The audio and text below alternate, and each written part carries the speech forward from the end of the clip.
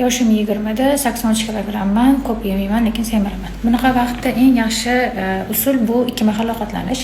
Ya'ni kun davomida 3 mahal ovqatlanmaysiz, faqatgina 2 mahal. Ertalab 7 bilan 8 oralig'ida nonushta qilinadi va obeddan keyin 4 bilan 5 oralig'ida obed bilan ujinni bitta qilib qilinadi.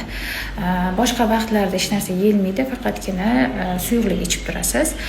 Faqat qorningiz ochib qolmasligi uchun, yana ham talab oshmasligi uchun nonushtaga ko'proq oqsil, qaynatilgan tuxum, go'shtli narsalar ko'proq yesangiz bo'ladi.